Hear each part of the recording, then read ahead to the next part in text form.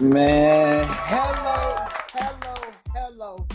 and welcome to another Roth Talk podcast where we talking that talk, man, and we got another dope show coming to you live and direct, man, and we got my guy in the building, man. So before we get started, I just definitely want to shout out my team, shout out the Music Network and No Egos Club, man. Shout out to everybody, Yes. Bots, Auntie, the family. This is my second week. Shout out to Bots. He was my first guest, my first episode here on Fireside. So I had to bring another dope guest for my episode 2 of the Roth Talk podcast. This is season 2. This is episode 2 on the Fireside Chat app. And we got no one. Hey, man, I got my guy Rob in the building. What's going on, Rob Stevenson? How Rob you feeling, Steve, my guy? it's so good to see you. Thank you for inviting me to be on your podcast. I know it's gonna do great things because you're a great person, man, and you're amazing.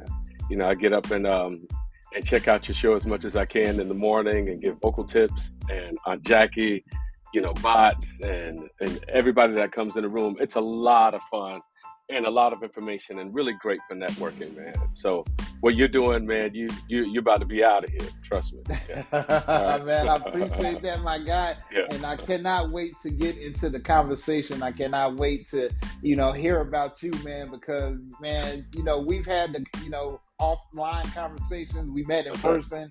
We've had great, phone calls as well. So, I got to learn about you, but I know it's some more stuff that you got to share. And I know we ain't got a long time, but I know we got some time that we can get right into it. So I always like to start off with my guests. For those people who, been living under a rock, who don't got the internet or don't know about them plaques you got behind your head, I always like to start off. Who is Rob Stevenson? Robert Stevenson, just let us know who you are, and then we get to the questions from there. Hello. All right, I'm Robert Stevenson, and my artist name was Raab. That's capital R, capital A, lowercase b. And how that came about was two guys by the name of Barry Dufay and Louis Bell, who was the grandson of Jack the Rapper. For those of you that don't know, Jack the Rapper, who was the first African-American DJ or VJ out of Chicago. And he started this music convention called Jack the Rapper. And so his grandson, they auditioned, was looking for like a group. They were used to putting everybody else on at the music convention, which was normally held here in Atlanta. And at the time I was living in Orlando, Florida, and that's where their offices were, Jack the Rapper. Yeah, their office were. And Diddy, he broke artists there. He broke Craig Mack there. He broke Biggie there. The Martin Show was actually dropped here in Atlanta at Jack the Rapper.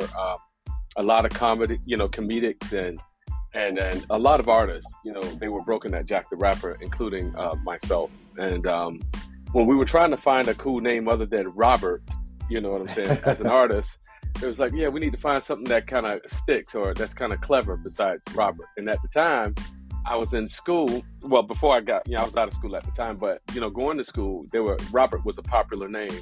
And so in the school, somebody had to be Robert and then somebody had to be Bobby. And I chose to be Bob for so many years, just to be different. And so when it came time to do that for the artists, me and a personal manager named Mike Berry, we was in Orlando driving behind a car called the Saab. The SAAB. Yep, and the Saab, yep. Yeah, and I was like, oh yeah, that's it, Rob. Let's see what Barry and Louis think. And so I brought it back to them, and they were like, oh my gosh, okay, yeah, that's a clever idea. But Barry, being at the time, he was a part of Nation Islam, and he was the third cousin of Malcolm X. He was like, yo, we got to make this thing really deep. We got to put some science behind it, And so he went to the Quran, and he came out with Ra, and then the lowercase Abba, meaning father, yeah. And then they put that together as far as the science behind it, all that stuff. So I put out an album in 93, and my first single was called Foreplay, which I wrote, and Barry co-wrote it with me. And CC Lemonhead, who was a drum maker, producer, who produced records for like 95 South and 69 Boys, who was also my label mates, based, on Rip It Records at the time. And the first single was called Foreplay. And it had a little Key Sweat groove underneath it. It was inspired by, his How Deep Is Your Love thing. and I wrote it. And then my brother's group, who I was trying to get put on with me to go on tour, if I Mhm. ever did a tour to bring family along, and they did the backgrounds for me on that, on the song as Hello. well, which was pretty Oh cool. no, we Yeah. gonna get there. Hold on, All man. right. You got All you right. giving some info right now. We gonna get All there. right. We gonna get there. So Okay. what I like to do, man. I always like to start at the beginning. Like, what was the starting point? Because we all started somewhere to get to our trajectory now. So Yeah. as far as let's talk about a young Rob. What I mean, let's talk about you as a youngin. What Yeah. was some of your musical influences? Were you in any groups? Did you sing in Well, church? you know Let's what's talk crazy, about it. man? I was the first one in my family that didn't want to sing. And I come from a Mm. family of singers. My mom, she sang in the Florida Mass Choir. She was the person that if she showed up at somebody's church, they were like, yeah, we got to get missionary Stevenson to come up, or evangelist Stevenson to come up and sing a song of preparation. And she would shut the church down like that. My mom was. And then her and my sister, they joined the Florida Mass Choir. And my sister was like the first female drummer for the Florida Mass Choir, and Wow. she made some noise and inspired a lot of other young women, to pursue playing the drums as well, which was pretty cool in the state of Florida. Yeah, and so as a kid, going to church, my mom had this routine of everybody playing, singing in the car. And I was the Mhm. one that wouldn't sing in the car. I would just play on the dashboard and just kind of beat the drums, make beats on the dashboard while everybody else sing. Until one day I chose I guess it was the right day, but for me, the wrong day, to call shotgun to sit in the front seat. Because this was Mm. the day coming home from church, I was beating on the dashboard, and my mom was like, all right, it's your turn to sing. And I act like I didn't hear her. And my mom was the type of person, she only said it one time, and then she had fists of fury that would come behind it. So when I didn't respond to her, she hit me so hard from the back of the car. Hit Mm. me in the back of the head. My head hit the dashboard, hit the back of the seat, and hit the glass on the window. I think I had a concussion that day, but I tried singing while being dizzy at the same time. And she said, "Ooh, baby, you sound like a frog." But she heard, she heard something that, she heard potential. And then Mm. later that week, she had me in the Sunshine Band, singing at church. And then that went into the teen choir. And then next thing you know, I was leading songs in church. And then my brother followed suit, and sisters, they were doing that thing as well. So that's how it all Okay. Now, started. now, now, did you write any songs at that time? Where you just did like cover songs? Like, were Well, you creative? at that time, my mom was like, she was like Bobby Boucher from the Waterboys mom. You Everything the know, devil. everything was the devil. And for me, I was so fascinated by Michael Jackson at that time, Mm. and then New Edition. You know what I'm saying? I was blown away with how they were able to move and inspire people. And so for me, I in middle school I was in band. Mm. That was my elective, and they gave me a trombone, and I was like, I can't. This is a terrible instrument. I don't like it. I wanted to play saxophone. And when it boiled down to it, we didn't have the money to really afford my mom to buy us an instrument, being that we lived in the projects. So I was like, well, it was like, well, we could put you in art. And I was like, no, just move me to chorus. And my mom was able to talk them into me moving into Miss Garrett's class in chorus. And at that point, I started singing. And then I noticed how the impact of singing, would move people. And then me and my Mm-hmm. guys, we got in the rap crew, and of course we were rapping, and I was the beatboxing and the singer, and then I would sing some of the stuff while What beatboxing. was your rap group name? What was the rap group name? You know what? We didn't have a name, but we had names for the What was your members. name? Do you remember your name My was? name was just Rob. I ain't want nothing Oh, you else. ain't had nothing. But my friend, well, his name was Frederick Freeman, and he called himself Double F Klasky. And then there was Prince Baker, and I think he was called Pretty Boy Priest. Yeah, Mm. Priest the Pretty Boy, or something like that. And then there was Andre. We called Dre at the time. Coincidentally, Dre was a big, rapper producer later on, Dr. Dre. And Right. we were killing people for a minute because we had different dimensions of our group. And then I was able to beatbox and make it more musical while singing at the Mm. same time, and that was the difference maker. And then next thing you know, other guys in their crews started getting guys that could sing a little bit, and then I was always ahead of the game, singing what was hot and mixing those beats into what we were doing at the Mm. time. Yeah, and then later on we Okay. got Okay. into later on, we got into a group situation where I was able to perform in pep rallies in high school. So I would pull some guys together, and then, Dr. Martin, who was really, really amazing chorus teacher, would let us use the school PA system. And me and some guys, my man Quint Jenkins, and there was a couple other guys, and Eric Huddle, who's a BJ out of Charlotte, North Carolina now, who's a DJ at a radio station, been doing that for years. And we called ourselves Spectrum, and then our group was called Maximum Impulse, which is crazy. And at that time, Bobby Brown had separated from, New Edition. And so we covered My Prerogative and did all the dance moves, and I would sing and all that stuff. And then everybody would go crazy. And once again, the power of music moving people, I was more so inspired by that. And then one day I was out. So did you use did you play the saxophone, or you just gave up music? So you I didn't. I gave up because my mom couldn't afford, the instrument, So and I was straight to chorus and left everything else. Okay. I wanted either the saxophone or the drums, and everybody wanted the drums, so I was out. Yeah, so I went over to the choir and sung there for years, and then in high school did that there. And then one day we was preparing for a pep rally, and I had a couple guys that were really good dancers, but they couldn't sing. But I was like, okay, y'all could dance, I'll do all the singing, and then we'll just run it from there. And then one day this guy named Tyrone Wilson, him and his best friend Cameron, was driving by on my street of an apartment. I had my own apartment, me and my girl, high school sweetheart. We were putting each other through high school. She went through some things. Hold on. Time out. You had your own apartment in high school? I was 14, turning 15, and she was 18. Yeah. So there was some abuse going on. We'll move forward. Go ahead. Yeah. There was some abuse going on in her house, and then for me, I had left home. There was some things that me and my mom weren't getting along at all, and I left. And then I stayed with the Bixlers. It was a white family that took me in, and they stayed next to the school, so I continued to go to school.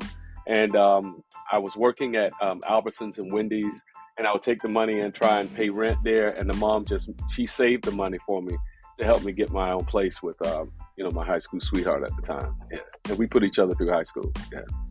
Wow, what? That's a crazy, for you to even be brave enough to do that. I gotta, you had to be mature to be like, I'm trying to take care of a household at 14 years old. That's like, I talked about running away, but I wasn't serious. You know what I'm saying? So you were serious about running away. But I don't want to make light of your situation, but I'm just no. At that time, at that time, Rothstein, I ain't had no choice. It was either I stay in an abusive household with my mom, or I turn against my mom and fight her. You know what I'm saying? It was that kind of abuse, and I just put my stuff in some garbage bags and just walked out. And the neighbor downstairs, they was like, they heard what was going on all the time. Yeah, and they was like, we'll take you wherever you need to go. And they dropped me off at the Bixlers, and the Bixlers took me in for about a year and a half. And then later the following year in summer, me and Wally, we used to be on the gymnastics team in high school together. And so they took me in, and me and him would go to training, and then I would work at Wendy's and all that stuff. And then we finally, me and my high school sweetheart, we wound up getting an apartment together. And that's why when you see me go to work, I always say time to make the donuts. That was one of my other jobs. I worked at the Dunkin' Donuts, at night. Wow. And I used to have hustling. Just trying to take care of the household. Yeah. All right, man. It's already hitting the crazy turn already in the story. Because man, I got to give you salute alert for you to, like you said, endure what you went through, and then still be able to, have somebody take you in. You to save money and then be on your own, and then that prepared you. You already an adult, so I'm just excited to hear what else goes on after this. That's wow. Okay, so all right, so let's talk about. So you graduate high school. Graduate high school. I met Tyrone Wilson while I was in my senior year of high school, and we had our first daughter when I was a senior in high school. Yeah, and Tyrone Wilson, he saw me and my guys practicing outside for a pep rally, performance, and he pulled over and was like, "Hey man, do y'all sing?" And I was like, "Yeah, I do."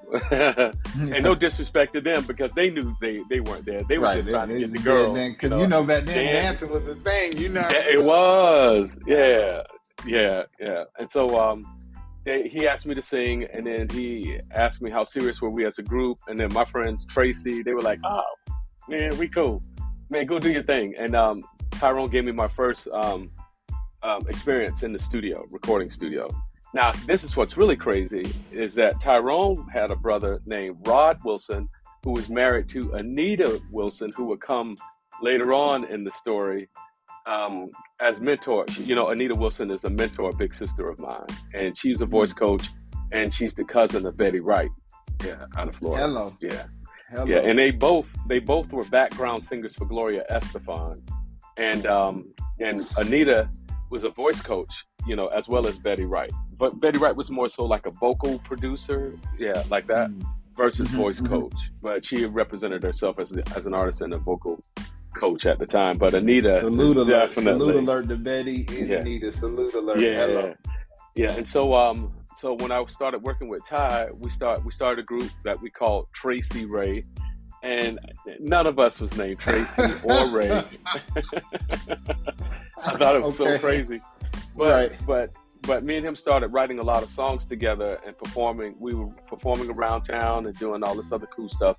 And this lady by the name of Dr. Quinn, she met with Ty. She's a dentist in Sanford, Florida. And she had a recording studio in the back of her dentist office. And she used to bring in, she used to see this guy by the name of Johnny Wright, who was actually the roadie for New Kids on the Block, who therefore turned the manager along with Lou Pearlman for Snap and New Kids, NSYNC and Backstreet Boys. And so he used to go there, and then he saw us perform and all this other stuff. But I knew he thought that we weren't ready. But Dr. Quinn, she always made sure our teeth and we looked good, and any place that there was a performance, she actually would, try and connect us with them like that. And so I, along with working with Ty, his brother and his sister-in-law, Rod and Anita, singing background for Gloria Estefan. Gloria Estefan's tour bus fell off the side of like a mountain, and she wrote this song called Coming Out of the Dark. And so at that point, the song was so powerful, she would use local singers and have a choir come in to the tour, in the arena tour, and sing the choir parts. And so we got chosen to do that. And that night, I really saw how music really moves people. And I said, this is what I want to do for the rest of my life. I don't know how I'm going to do it, but I know if I keep God first, I know I'll be able to do that. Yeah. So now we got to backtrack really quick. Hold on, Rob. Okay. Hold on, my guy, because you try to skate past Gloria Estefan bus went over a mountain. Hold on, we got to talk about that really quick. Yeah, like, you know the backstory at all? Yeah, and you can Google it. It's information that's out there. But her tour bus, it rolled right off the side of a mountain. I don't know if the driver either fell asleep and she almost lost her life, and so she wrote a song called "Coming Out of the Dark." And that's how that got started. And so she allowed us to come and sing. And I'm from Orlando, Florida. She allowed us to come and sing in the choir, for the Orlando performance. And then I was just looking around and I saw people crying and being moved emotionally. They may have not have flipped over on the side of the mountain like she did, but you could tell that they had endured like some struggles, I'm saying, with their own personal situations. So I was like, man, music is this powerful. This is what I need to be doing for the rest of my life. Man, that's super dope. That's powerful. That lets you know you're supposed to be here, especially talking about a mountain, man. That's wow. That's definitely wow. All right, well, Rob, let's keep the story rolling. So you see this. You had a performance. What's going on after that? So we started doing a lot of performances, and then of course life starts happening. I have a little girl, staying with my high school sweetheart. Ty, he has his kids, and all that, married and all that stuff. So we're all trying to figure this thing out with this group thing. And being in Orlando, there weren't many opportunities like that during that time.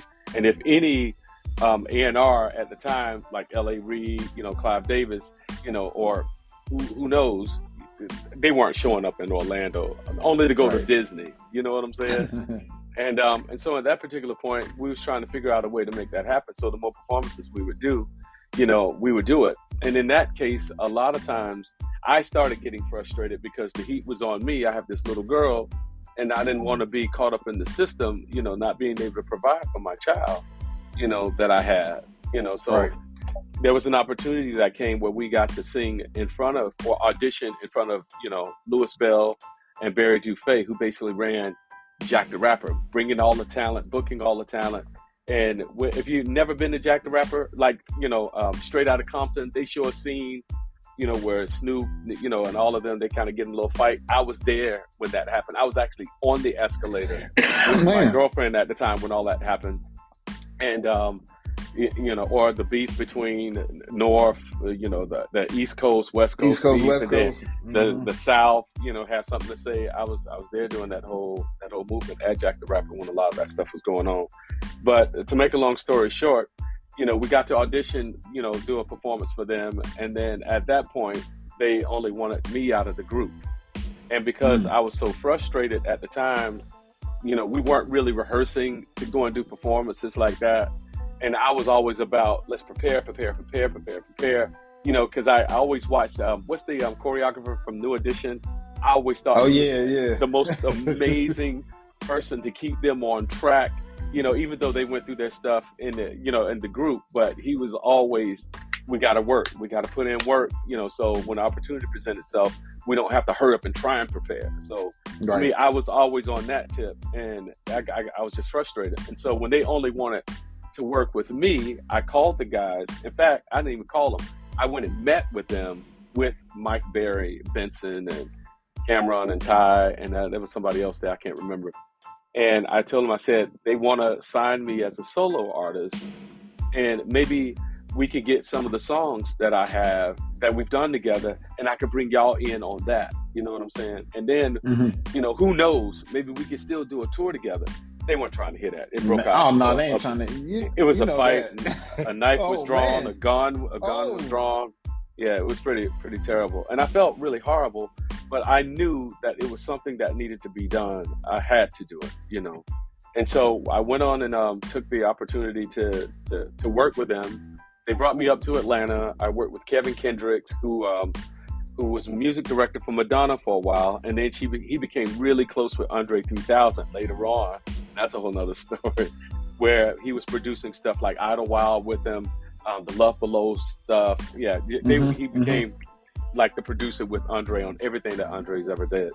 But me and him, we did a couple songs together, and at that time, he was actually one of the first ones that discovered Escape and brought Escape to Jermaine Dupri. Yeah, and then Jermaine just took over at that point. Yeah, so it was very now, instrumental. Let me ask you this though, Rob. Let me ask you this: how were you feeling knowing that of course, y'all had the beef with the group and everything? Like, did you feel like, man, like this is like a once in a lifetime opportunity I got to take, or do you feel like, hey, man, like they're gonna, hopefully we can try to work it out and bring them along, or you know? Well, I was always thinking of bringing them along. I was never thinking of leaving them. I always felt like, in that situation, the only two strong singers in the group was me and Ty.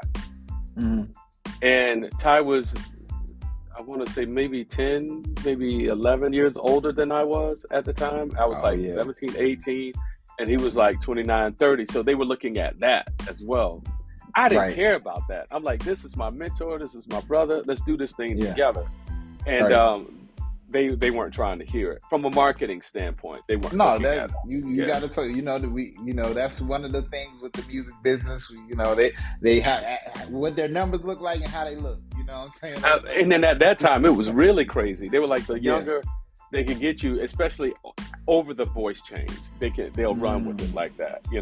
At that time when I was signed to them, Ripid Records. And the crazy thing about it all is that I never wanted the group to disband. I still wanted to have them with me together. And then hopefully I can convince them why we should still be together. So my intent was always like, okay, I'll go and record some records, but you need to bring Ty in here with me. We work really well together, to either bring him in as a producer. And then when I did the album, we did a song called Give It a Try in Tracy Ray, and which winded up making the album. As well. And then at that time, I was in a group with Tracy Ray, and we were battling this group called New Creation that some of the members went to a rival high school of mine. And it was like no fighting or anything like that. But anytime there was a show and they were there, we knew we had to bring it. You know what I'm saying? Vocally. And New Creation had a producer and young producers by the name of DJ Nasty and DJ Khaled, Mm. Mm. who also went to Dr. Phillips High School.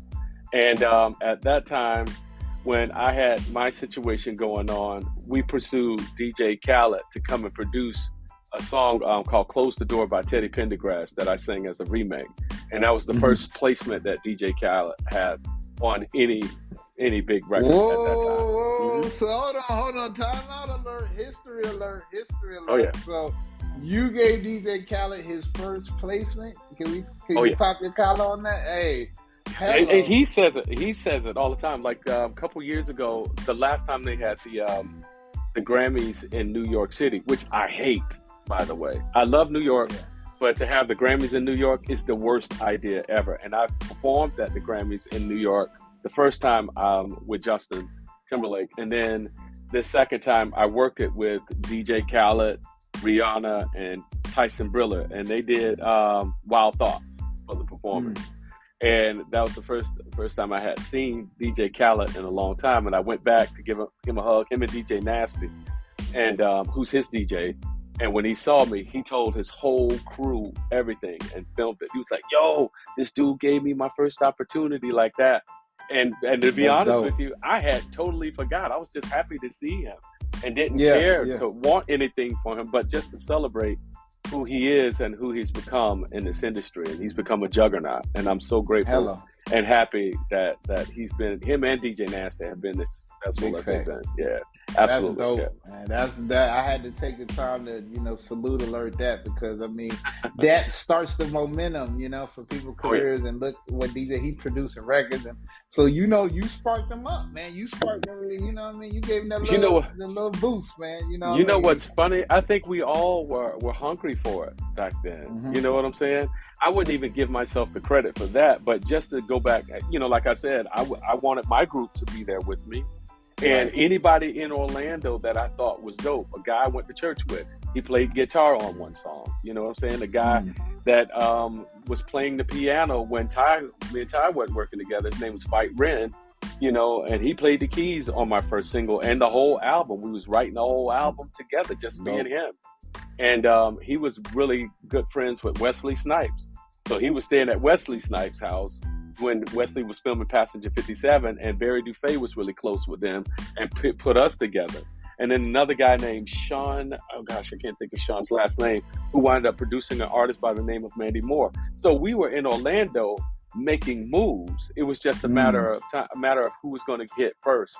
And at that time, of course, Turbo and Snap was already out, but then I hit, and I was trying to bring in as many friends as I could, or people that I respected big time along with me. Now let's talk about your signing process and everything like that. Do you remember first reading contract? Do you remember how you was feeling? Do you remember your conversation you had with your friends about it? Like, did you feel like you had a good deal?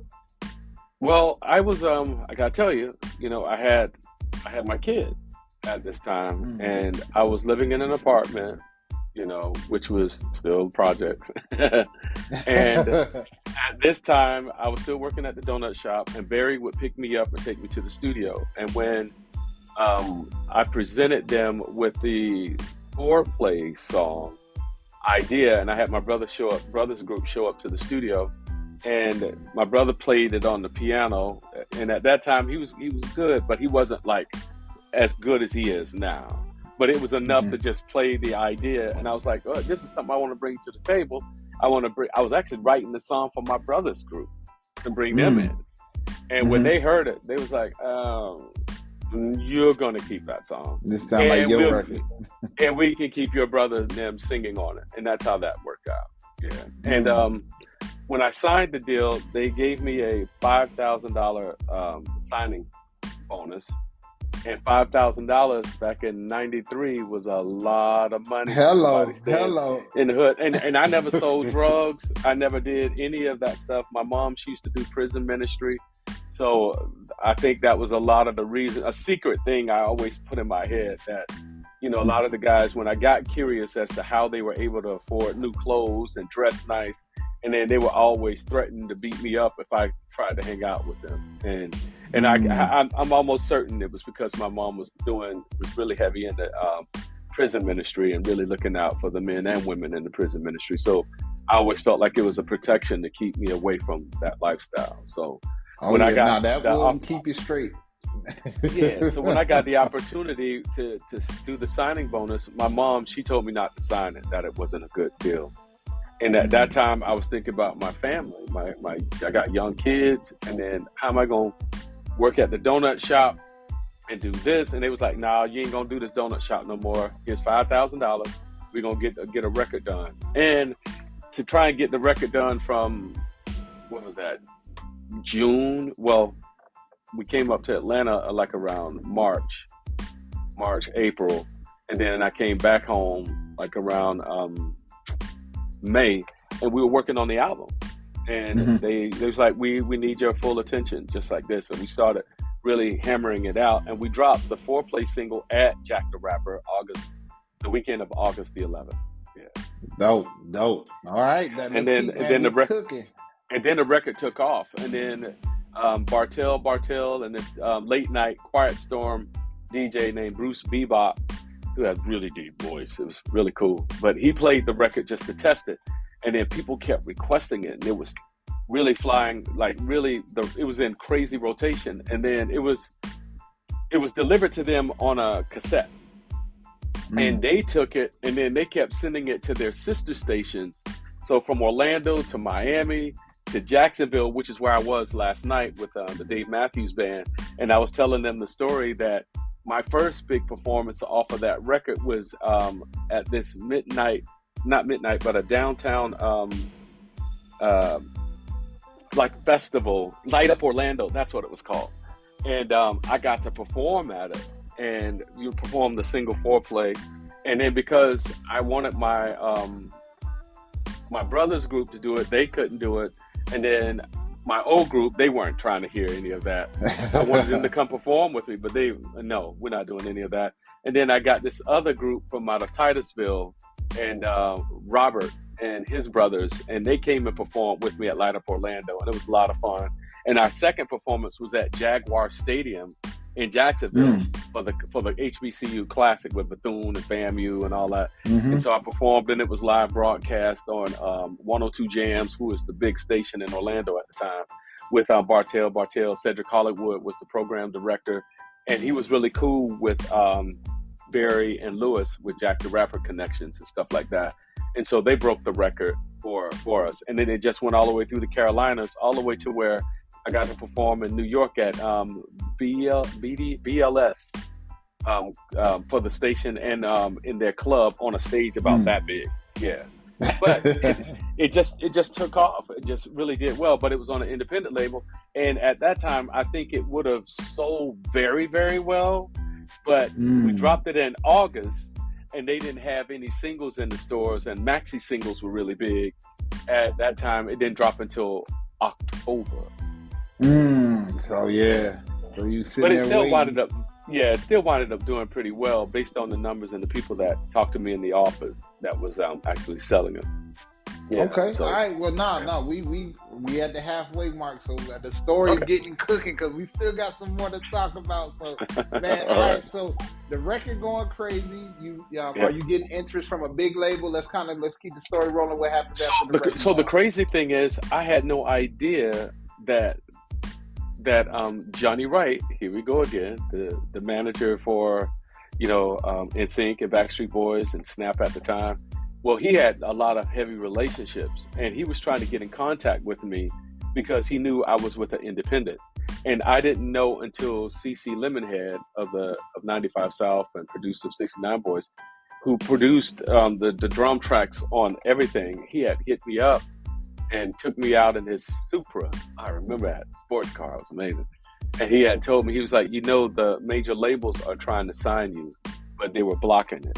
The guys that were managing me, Barry and Lewis, they were blocking it. And then that's when they turned it into their own independent label, Rip It Records.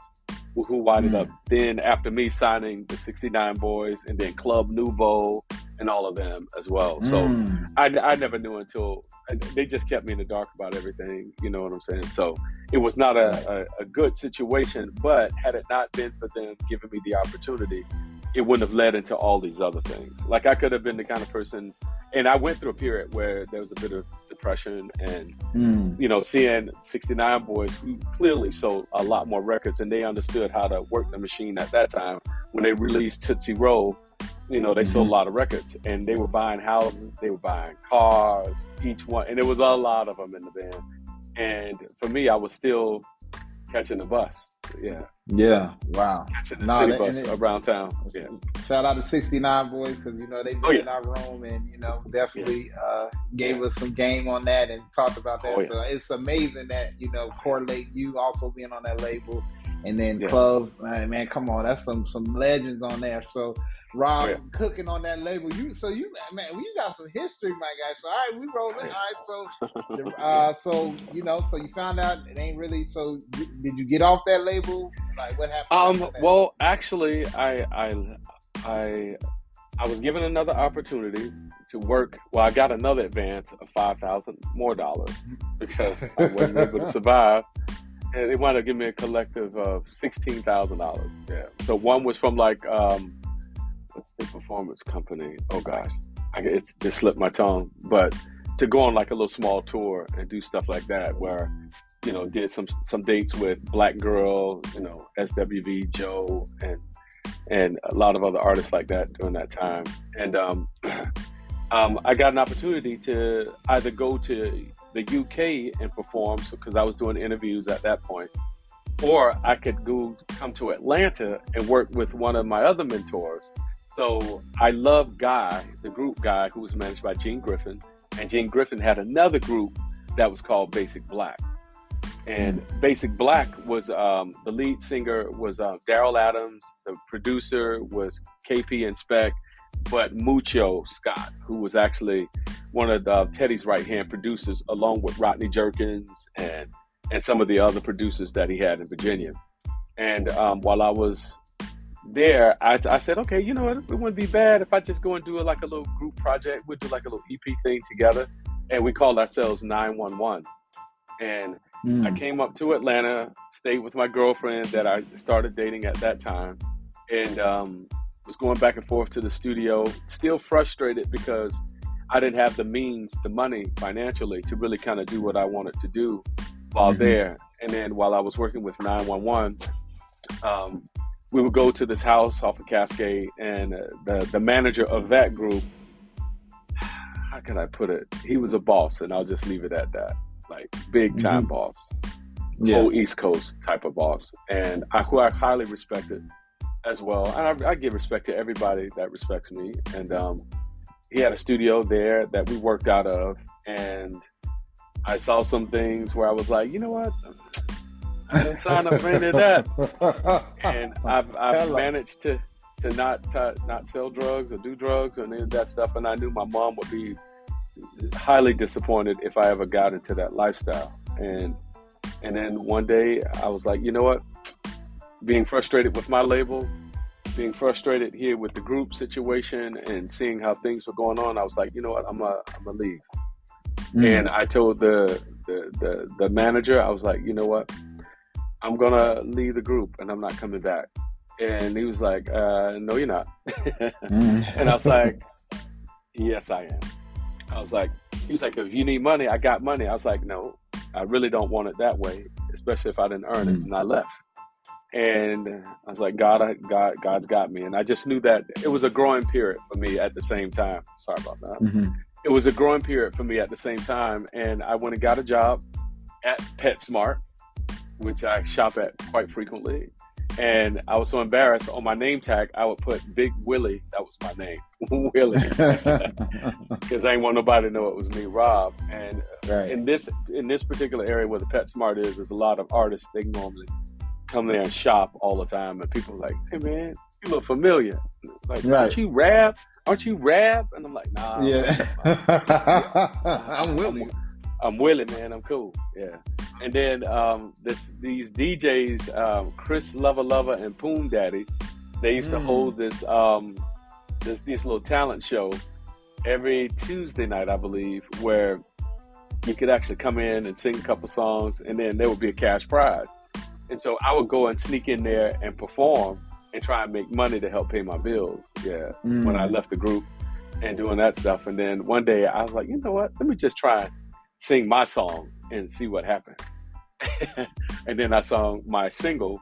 And then as I was leaving, they gave me, to collect the money, Chris Lover Lover, who is actually Ludacris, by the way. Hello, like, if y'all didn't know him. He was like, hey, man, you sound just like Raab. And I was like, nah, man, I'm Willie. Where's the money? And then took off, peeled off down the road, gone. And that was the last time I did that. I was like, people were on to me at that point. Right. But I did whatever I took to we actually know that get it. voice. We know that damn voice. So Yeah. And so I stopped that and went through a really dark time, and I became homeless here in Atlanta and was too embarrassed to go back home, and then got a job waiting tables at Applebee's. I was coaching gymnastics. I was doing all these odd jobs. And then I decided to go back to college and try and get a degree in teaching and working with middle grades kids, because I felt like a lot of my teachers that inspired me during the transition of middle school and high school, that was the age that was most critical. Once a kid get in middle school, if you can't keep them on the straight and narrow, they're going to drop out maybe the first year of high school, and then that's it. And I was like, let me go do that. And then one day I met this guy named Nelson Gray. Nelson Gray, he was a musician at church, and we started talking music. And then we started hanging out during breaks in college, and then we would start writing. And then one day in the music department, Dr. Sean Amos, he was like, hey, you guys are music majors? And I thought he was trying to kick us out the music room. And I was like, no, we're not music majors. He was like, yo, y'all are pretty good. You should consider doing that.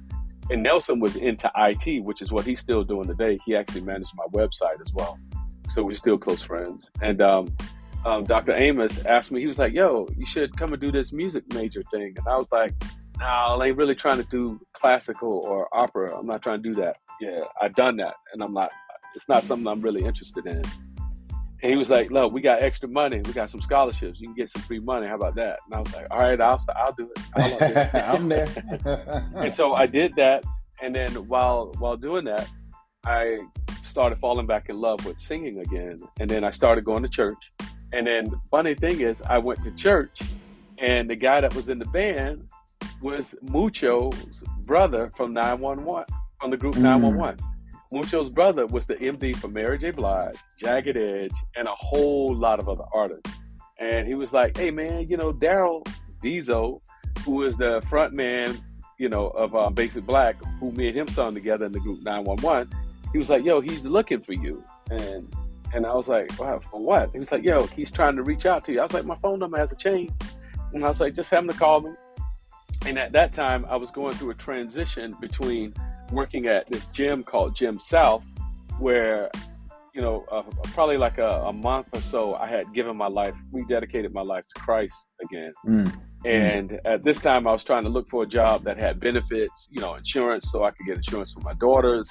And then really just try and be a better dad. I didn't want to be going to jail for not paying child support, none of that stuff. I wanted to be able to provide for my kids. And I was frustrated because I was doing private lessons at the gym for like $70 an hour and only getting like $12 off of that. I'm like, that's not adding up, And so I got frustrated.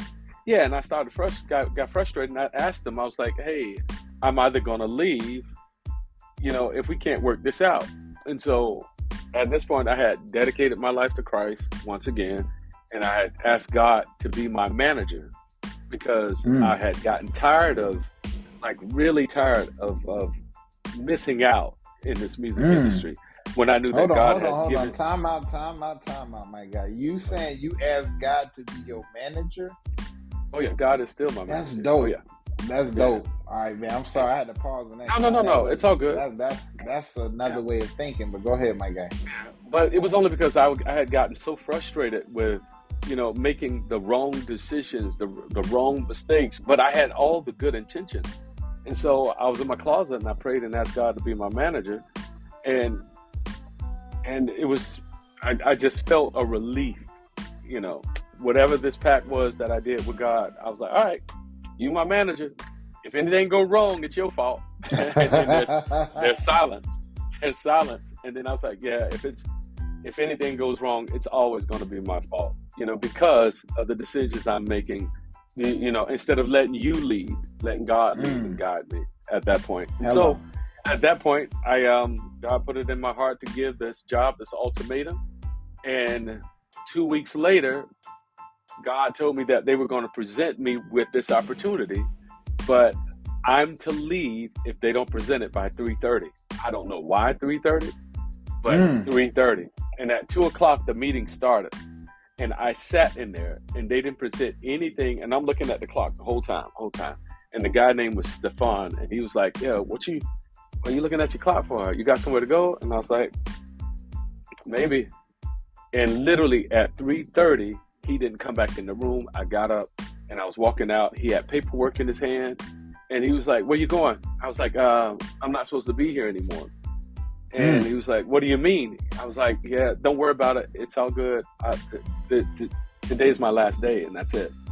And he was like, but I got your paperwork here. We got insurance. I was like, you didn't do it by 3:30. He was like, who says 3:30? I said, God said 3:30. I got to leave. And I left. I went down the street. My friend Lance Stella, who was working at the same gym, who started his own gym. And when he left with 2/3 of all the clients in this gym. And I had literally about the other 100 or so that was left. And I went to him, told him I just left the job. He hired me on the spot. And he says, you have 1 year to work here and then I'm going to fire you. And I was like, what are you talking about? You just hired me. And he was like, no, because you're supposed to be doing music. And if you're not doing anything in music within a year, I'm going to fire you. And I was like, all right, that's pretty harsh, but all right, there it is. 2 weeks into working for Lance, it was 2002, approaching the weekend of Halloween. I get a call from Daryl, who was looking for me. And he says, man, you would never guess who I'm working with. I was like, who are you working with? I'm working with Justin Timberlake. And I was like, no way. I was like, if you see his manager, Johnny Wright, let Johnny Wright know that I'm considering moving back to Orlando. And Johnny Wright has a compound that has a movie theater, bowling alley, recording studio, jet skis, volleyball, swimming court. And I said, I'll do whatever it takes to get back in the industry because that's what God told me to do. And he said, I haven't seen no Johnny Wright. This guy named Silas is A&R on the record, and he manages Brian McKnight as well, who I went to high school with. And I said, okay. I said, all right, cool. I said, if you see him, just let him know I'm considering moving back home. He said, all right. He said, well, anyway, he said, well, Justin was getting ready to take me on tour with him. He told me to come find the other guy to go on tour with him. I was like, oh my gosh, that's amazing. Who you gonna call? That's exciting news. And he says, you big dummy. And I was like, for real? I was like, for real? And he was like, yeah, you. Justin told me to come and find the other singer, and we're going to go on tour with him. And I was like, all right. So I hang up the phone, and I immediately run back in my closet, and I start praying to God. And I was like, God, I know I asked you to be my manager, but if this is me, make it clear. But if it's you, I know it's going to be right. So what should I do? And he didn't say anything. And so I was like, well, let me go talk to my pastor. And I went to go talk to my pastor, knowing that the pastor's going to be like my mom, and say, Bobby no, Boucher's mama, and say, no, it's the devil. And Pastor Andre Landers, who was my pastor of New Birth South, I go into his office. I said, look, Pastor, I might not be on the praise team that much anymore because I got an opportunity to go and sing on tour with Justin Timberlake. And I just wanted to come and see what you thought of that. And literally, I was on the verge of literally, like, if he said, God said, don't do it, I was going to turn it down. I lie to you not. And he said, so when do I get tickets? And I was sitting there in shock, and I was like, are you serious? He was like, yeah, come and have a seat. He was like, look, God does not just reign in the church. God is omnipresent. He's everywhere. And sometimes he has sheep that are lost, and he'll send soldiers out there to gather them up. And he was like, and that's your assignment. And he prayed over me, and that was it. 9 days after that phone call, and at that point, I was in LA, no audition, working with Justin. Yeah. Three days 3 days later, I met his voice coach, Robin Wiley, the great Robin Wiley, who was also the voice coach for all the kids on the Mickey Mouse Club. That includes Ryan Gosling, the actor, J.C. Chazé, Justin Timberlake, Britney Spears, and Christina Aguilera. And she was also the voice coach for NSYNC and the vocal arranger and vocal producer for the group. So a lot of their arrangements, like I Thought She Knew, Oh Holy Night, all that stuff, Gone. Yeah, that was Robin Wiley. Fire. Salute to Robin. Salute. She cooking. Yeah. And so at that point, I wasn't even trying to be a voice coach. I just wanted to be a better singer for the gig. And I follow her around. We would have vocal rehearsal in the hotel. And I would ask her, could I come to her room early just to ask her questions about the voice? And she thought I was weird because I wanted to know this knowledge. And I thought it was fascinating because in college, they didn't teach me the stuff that she was doing. You know, I was the guy in college asking these questions, and the guy, my colleagues in class would be like, could you please just shut up and stop asking all these questions so we can get out of class? And I'm like, well, no, I'm baffled by it. But when I met Robin, she had all the answers for all these questions, and I was blown away by her gift. And at that point, it changed my life. Yeah. And she gave me the CD that I travel in my backpack everywhere with vocal exercises on it in honor of her. So I carry her with me everywhere I go. And she fell ill in 2006. And at that point, that's when I became Justin's voice coach. I took over those responsibilities. And I was here in Atlanta. We were performing a club show at the Tabernacle. And that's when it all started. His head of security, Eric Burrows, called me. He was like, I was outside with my friends Shannon and Kinsey at my car or SUV. And he was like, yo, Rob, where you at? And I was like, I'm out here hanging with my friends, man. He was like, yo, Justin needs you. And I was like, okay, is everything okay? He was like, he needs you to warm him up tonight. And that's when I started becoming Justin Timberlake's voice coach. Hold on, and I've time out alert. I got you, man. You got me just calling too many timeouts. I'm going to run out of timeouts. Your first client was Justin Timberlake, my guy? Your first client with no Justin Timberlake interview, no... Justin Timberlake, yeah. Man, I can't wait to hear some more stories. We cooking, Rob. We cooking. All right, so let's go from there. So you let Justin warm up. I go in there and I'm warming him up off of the exercises, off of the CD, doing that. And then later that year, I knew the responsibility that I had for working with Justin was really big. And in that instance, I was like, I need help. I need more help, to be better, because Robin Wiley, she had, like I said, she fell ill and she passed. And there was this other artist named Haley Pharrell who I was vocal coaching not vocal coaching, but vocal producing in the studio. And she introduced me to her voice coach named Dave Stroud. Dave Stroud was the CEO of the Seth Riggs method. Seth Riggs is like one of the godfathers of voice coaches. He's one, Ron Anderson, Michael Goodrich, Don Lawrence out of New York. Those are who we call, or I respect as like godfathers of voice coaches. Y'all make sure y'all write those names down. Y'all artists, y'all better go get those names. He's giving some gem alert. I'm giving y'all some gem alerts. Go ahead, Rob. Go ahead, my guy. Yeah, so Seth Riggs, for those of you that don't know who he is, he was the voice coach of Ray Charles, Michael Jackson, Stevie Wonder, and the list goes on and on. He's worked with probably some of everybody, if not everybody in the industry. Yeah. And so Dave Stroud, me and him came really close, and he saw my potential as far as being a vocal producer and a voice coach. And he started showing me the medical side of coaching, as far as working with doctors, rehabilitating singers with vocal injuries, Mm. pre-surgery, post-surgery, and doing all of that stuff, which they also then teach in college as well or in the university. Not unless she was an SLP or a trained ENT or laryngologist, Right. that type of thing. Right. But he was teaching us all of that stuff, and it was a great organization. But it has its flaws as well, meaning I felt like it was set up like a pyramid. You know what I'm saying? Like the people that were studying the longest, they were at the top of the list, and there was no accountability for them, for someone to test them. So it's a hierarchy system. And then everybody that fell down, even though I had tons of experience in other areas than a lot of them, Right. along with other coaches had the same thing as well. So for me, I studied with him for quite some time. He put me through this thing where he demanded me to do certain things which made me better, as a coach. So I give a lot of props to Dave Stroud for that as well. It forced me out of my comfort zone.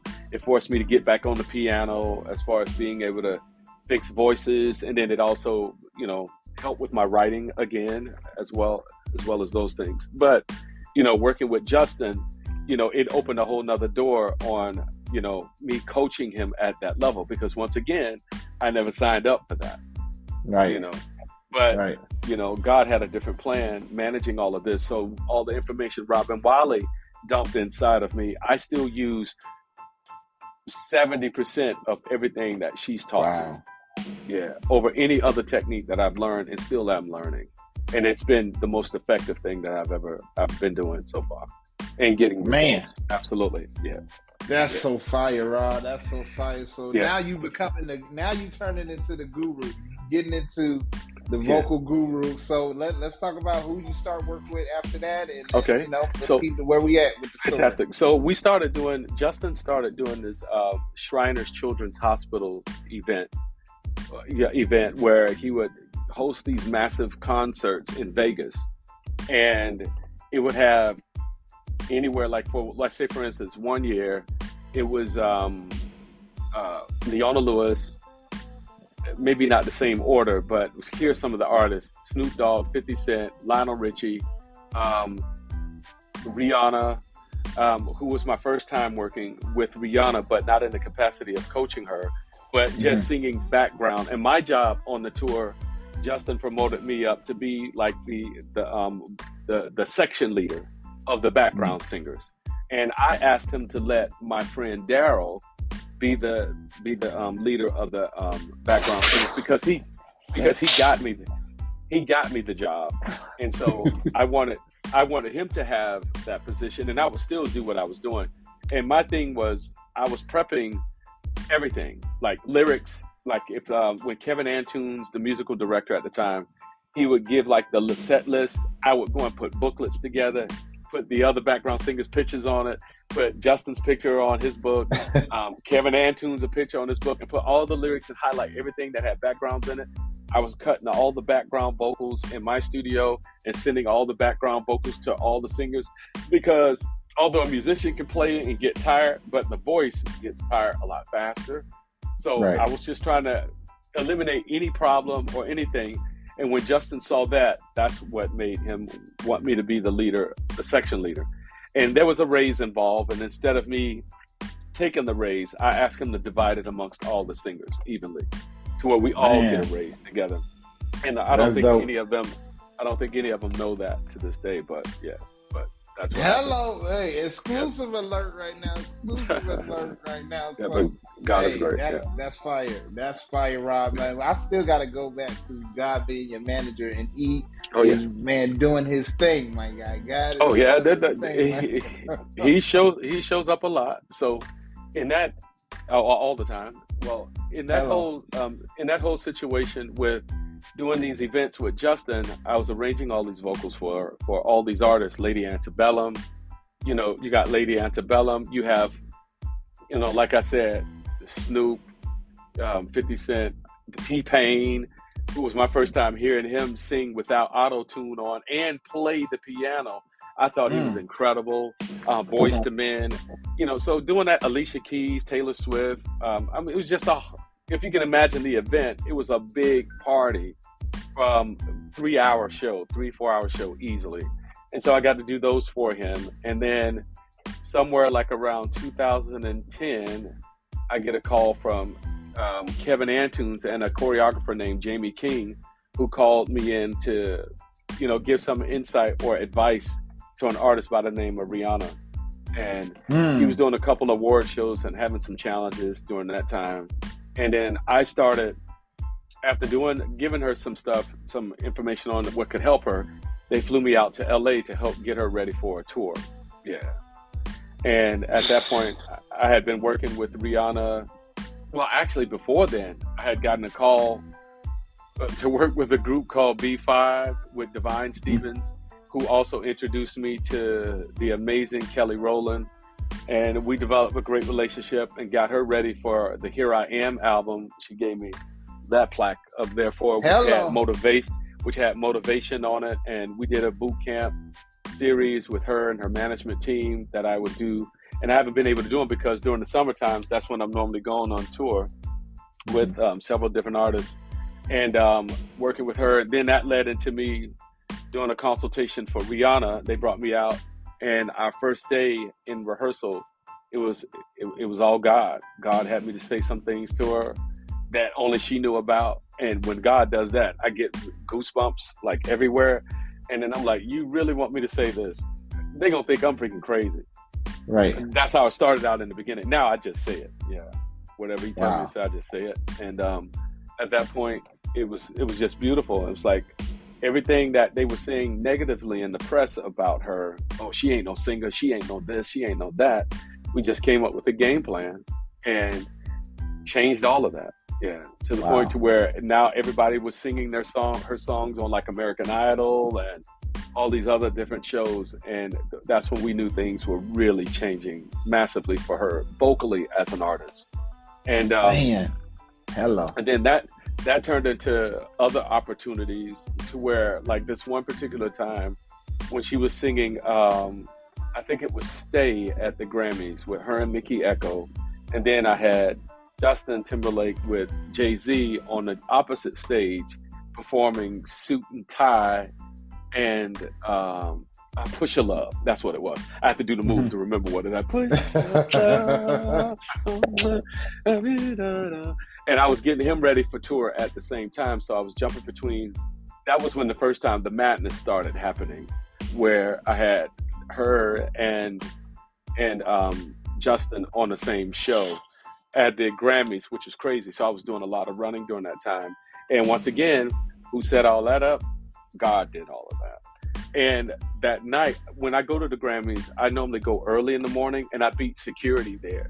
And I just wait on the red carpet for them to open up, let me in, and then I go sit in the hallway just to say hi to everybody walking by. And then I'm there early to where I don't have to, have any pressure. I like to be early for everything. And so my wife told me to make sure I go home and back to the hotel because I had an early flight that Monday. And I said, well, Kelly Rowland is in the studio finishing up the Here I Am album, and her studio that she's at is not far from my hotel in Burbank. And she says, no, just go to bed. Kelly's been busy, blah, blah, blah, blah, blah, and when she's ready, she'll be ready. And I said, okay. I said, okay, it's all good. And God told me to just call her. Because my wife went to bed. We on the East Coast. She went to bed. I'm like, let me call Kelly. Kelly said, yeah, come by if you don't mind warming me up before I, start recording. And I said, okay, cool. I go to the studio. And who's in the studio? Pharrell. Hello. Said, me and him see each other. I'm like, man, it's so good to see you again. He's like, again? I was like, yeah, I was in the group 911 in Virginia Beach, when you and Chad were in-house producers working, up there. He's like, no way. And I was like, yeah. He's like, you were in 911? I was like, yeah, I was one of the singers in the group. He's like, oh my gosh, that was the baddest album that never got released. It was awesome. And I said, thank you. And then I went in there and worked with her. And I was getting ready to leave. I was like, good to see you again. He's like, nah, let me chat with you for a minute. And then we started talking about The Voice. And he was like, okay, cool. Yeah, all right, I'll be in touch with you after me and him chopped it up. And I left, And probably at another award show, I saw him, and his dressing room was right next door to mine. Mm-hmm. And he was like, hey, man, I've been trying to find you. And I was like, I've been here. My number's still the same, Pharrell. And he was like, I need you on a project. And so the project was with, what's the director? M. Night Shyamalan. Has a daughter. He has a daughter that sings and plays the piano. And Pharrell was in the studio with her and this kid from out of Canada. And they flew me up to work with her in the studio. And then shortly after that, Pharrell was on the campaign, and I had saw him performing this song called Happy on the Queen Latifah talk show. I said, oh man, that's pretty cool. And then next thing you know, Pharrell called me, and I was like, I thought he was calling me to go and work with, M. Night Shyamalan's kid again. And he was like, no, I need you this time. And that was at the NBA All-Star game in New Orleans, where he performed with Diddy, Busta Rhymes, Clips, and he performed Happy, and I was there with him, and I've been coaching him ever since. Yeah. Oh, salute that alert, was, salute alert. Hello. That was God. That was God again. And then shortly after that, that 2013 thing, I was actually jumping between Pharrell, Rihanna, Kelly Clarkson, and this artist by the name of Austin Mahone, who's this young sensation who was doing great things.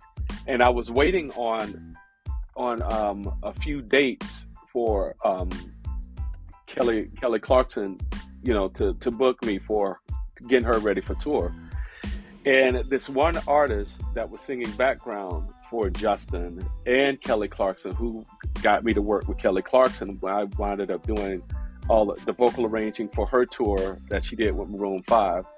And she connected me with them, but she fell ill, went in for a checkup, fell ill, and she had to leave the tour with Justin. And I had prayed, and I called her first, and I was like, hey, I'll work with you and get your voice together, you know what I'm saying, if you want to do it online. And because of what she was going through chemo, and everything, it stresses out the vocal folds big time, and it's not good. And so I offered that to her, and I was like, don't worry about paying. God told me to just take care of you. And sure enough, she wouldn't call. And I had a pity party with God. I was like, God, I can never take the credit for anything that you've done for me in my life. It's all you. And I said, if you put me close to her, I know you're a healer, like right away. And sure enough, it was so funny. Prior to that, this guy by the name of Anthony Giordano, who's the production and stage manager for the band called the Dave Matthews Band, me and him worked together with Justin Timberlake, and he saw the results I was getting with Justin Timberlake, and he was like, man, I need you to come in and do a consultation with Dave whenever you get a chance. And it's so funny, that year they had opened up the Barclays Arena in New York, and they held the VMAs at the Barclays Arena. And this is when Justin was given I think they call it the Michael Jackson Vanguard Award, where he performed through the whole arena. He brought NSYNC out. And so that was getting emotional. Sorry. No, you good, my guy. But that was the moment where Robin Wiley, I felt like I was living through her, because I got to coach all of her kids at one time. Yeah. Wow. It came back. It came all the way back. It came back. Wow. And so after we did that, yeah, right. And my manager still. So I leave New York, come back home to Atlanta. I'm in the car. I'm driving. The driver's driving me, to my place so I can come through the city. And I see this big billboard that says, Dave Matthews Band is in town. I look at my watch, and I'm like, that's today. And I call Anthony. I said, Anthony, I'm in town.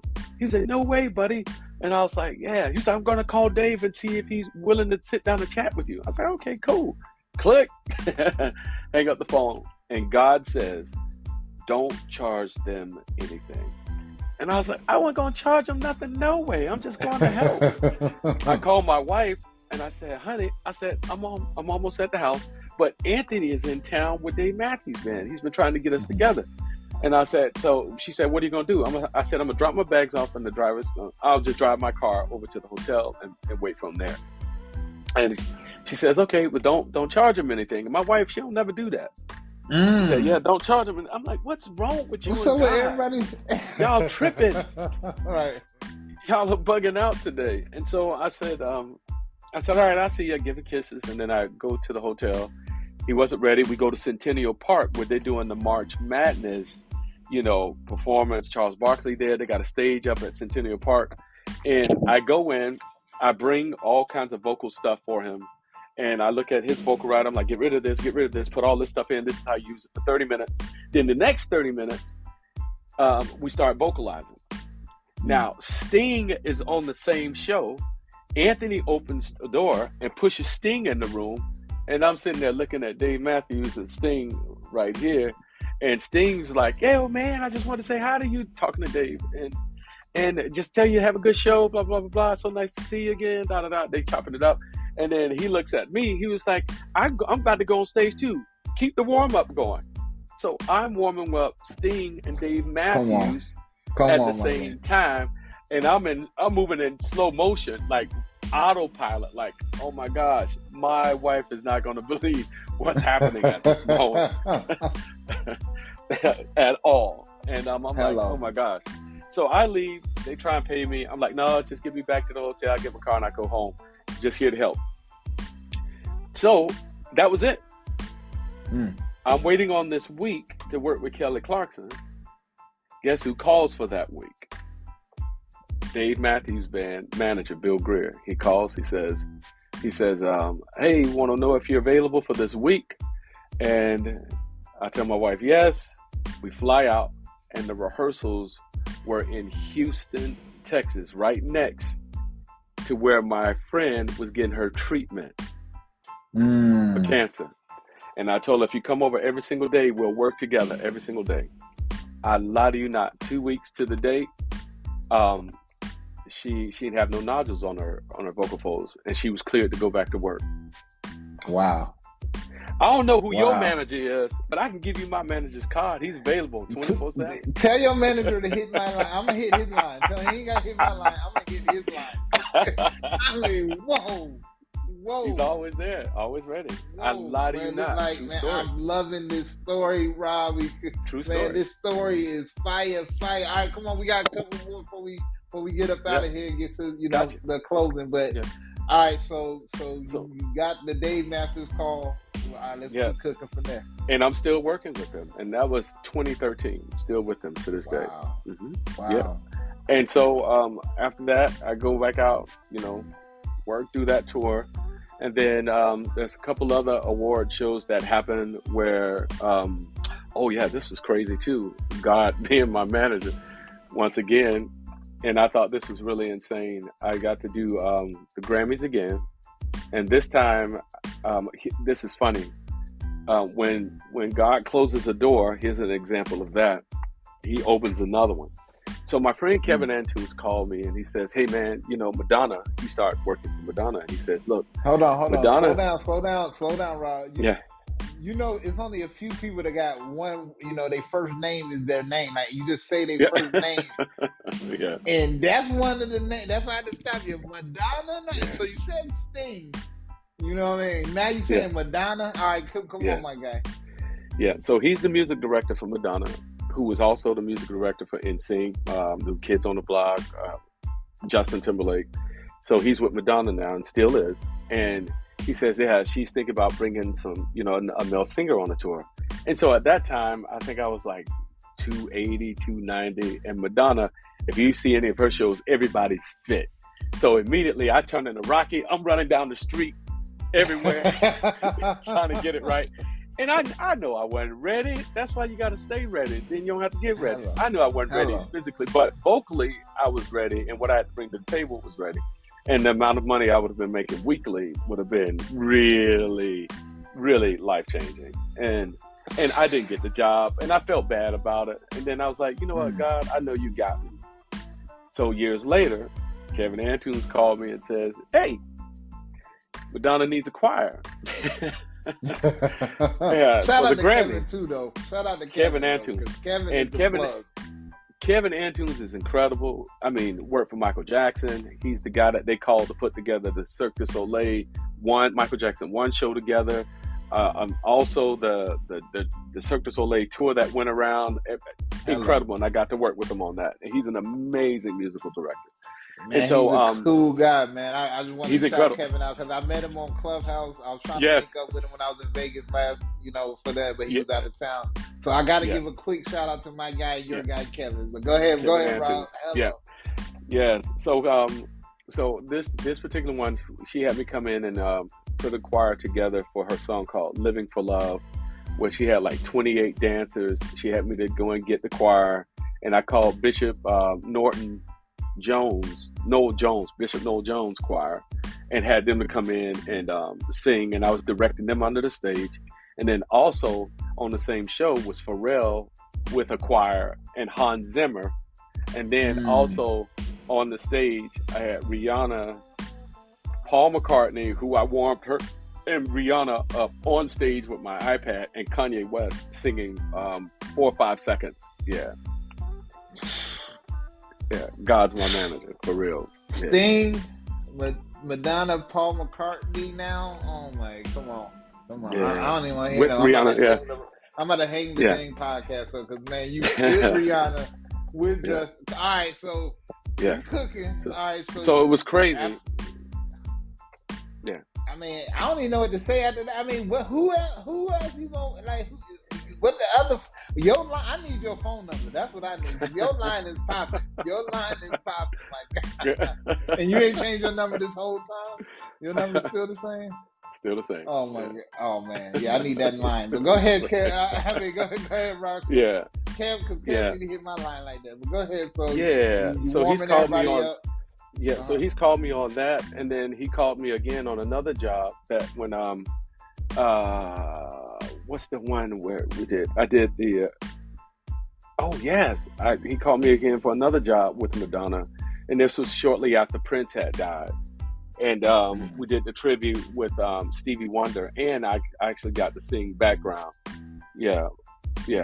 with her for that, and then on the stage right next to it I had Rihanna singing all alone be the those that I didn't believe her.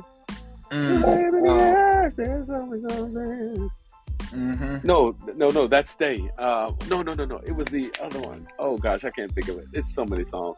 But she was performing on the stage with the scrims, she was in this little cube, and it was melting as she was singing, and she had like vocal performance of the night, standing ovation. Yeah. And then so my thing is, so it's been moments like that's happened, over and over again. And another situation is like, just working with Dave, who's one of the most selfless artists that I've worked with, and he's had like a friend named Brandy Carlisle, who came to the Gorge, which is where I'm going with her this weekend. She's performing at the Gorge, and if you've never seen the Gorge, it's what they call Heaven's Amphitheater, 3 hours outside of Seattle, Washington, and it hangs off of a cliff with over a 2,000-foot drop that you can see the Gorge as the backdrop. It's breathtaking, and it's amazing for festivals and concerts. And I went there with Dave, and he asked me to help his friend out, and her room was right next door to my room, coincidentally. And I was like, hey, I got you. Just come next door and we'll work together. And sure enough, we worked. She made it through that performance. I helped her again on tour when she was on tour. And she sent flowers and all that other beautiful, stuff like that. And then I didn't hear from her for a while until Dave and Tim did their festival in Mexico several years ago. And she was the opening artist. And at that point, when I saw her, and she saw me, and she was like, I've been trying to get with you. I was like, no, you haven't. You haven't called me one time. Everybody's been telling you that, right? Yeah. I said, you haven't done nothing. And sure enough, whatever Dave said to her, and she writes about it. She wrote about it in her book, and her book is called horses, broken horses, and she talks about me and her relationship in that moment, which was absolutely beautiful, and I love her to this very day. Her wife, her kids, the whole crew, the twins, Phil and Tim, and I've been coaching them ever since. And going back to that New York Grammys, that's when I officially started working with her. I was there, like I said, with Bryson Tiller, DJ Khaled, and Rihanna for that performance. But I also had SZA performing with Shawn Mendes, who I also coached for a while, and also Dave Matthews, who was in town, and then Zach Brown Band, who was in town, and also Brandy Carlisle, and one of the twins was sick really bad. And after I helped get him together, me and her started working more consistently, which turned into her performance of the night at the Grammys. She was singing The Joke, which was about, kids being picked on, male and female. And if you read the lyrics of it, it's very powerful. And it turned into something really beautiful. And then also, as recent as this year's Grammys,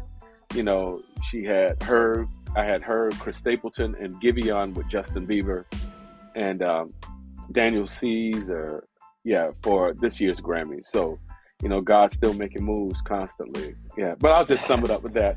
And one last thing. Yeah, and two last things. I got to work with, been blessed to work with two of my heroes, and one of those being Charlie Wilson, and then the other one being Patti LaBelle this year, when she was really under the weather, to come back and help her as well. Yeah. Yeah, God is God, great. can you be my manager? God, I'm asking right now. God, Rothstein is calling out the guy. Can you be my manager? I'm firing myself. I thought I was doing good, but listening to this story, God, tell your God that he got room for one more person. You know what I mean? I know God, he you heard that. You heard him. He need room for one more. I'm available for him anytime, any day. So, Rob, man, again, man, I know the people out there, man, we need some claps down there. We need some fire signs if they got fire signs on here, because, man, oh, man, my God, if you didn't get no inspiration today, I don't know what to tell you. I don't know what to tell you. This man has came from 14 years old, raising himself, to now working with the legends, the first name artists. You know what I mean? It's like, man, I'm so glad and thankful, my guy, that you are on the podcast, talking that talk like we like to talk. So I just always want to go ahead and like to keep the people motivated. If you do want, and I also want to tip, a vocal tip of the day for the people out there as well. So I want to do the vocal tip of the day. Then I also want to get to something that you want to leave with any people that might be interested in vocal coaching or anything like that as well, my guys. So let's start with that. All right, vocal tip of the day. All right, listen, if you're a singer or even a rapper, an actor or an actress, you have to exercise your gift. You have to. Just because you talk, just because you sing 5 songs, that's not necessarily warming up your voice. I could go outside and play basketball. If I don't stretch, I'm going to probably pull a muscle. I'm going to cramp up faster. I'm not going to be able to jump as high. My crossover may not be as deadly as I think it is, but with training, all those things are possible. It will help elevate your game. So, for instance, the artist that I'm out on tour with, which is one of many, he's going to do 2.5 to 3 hours minimum every single night. Minimum. And he's doing all hours? Yes. 2 to 3 hours minimum. And it takes a lot of discipline to do that. You know what I'm saying? And to do it night after night. So we just did 2 shows in a row. That's during their little over 6 hours of singing. We're going to watch this. Well, the NBA basketball game is on right now. Not one of those players, well, maybe if it was game 7, but majority of those players are not going to play the full minutes of that game. They're conditioned to, but even if they did, they're going to tire out. They're not going to move as fast. They're not going to be able to react or respond as fast. That's where the training comes into play. The more you train your voice, you have an idea of how to drive it. when to speed up, when to slow down, when to downshift, when to upshift. You know what I'm saying? You be able to do those things. When you get sick, you know what to do and how to recover faster. You know that going to parties where there's loud music and you're going to be trying to talk over the music, that's going to tire out your voice. Not the air conditioning all the time, not the fan all the time. You're competing with a speaker that can go all day long. When you leave out of there, you're like, oh my gosh, my voice is so tired. What's happening? I got the flu. No, you've been trying to talk louder than that speaker, and all the people that are in that room, your voice is fatigued. Go home. Go sit down somewhere. Yeah, live to do it another day. Go on a day off, and then just only spend about an hour or two in and out, and then go home and rest. Because this is how you pay your bills. So take care of your voice. Find a voice coach that's all about you. Want to see you succeed and be better. Start with that first.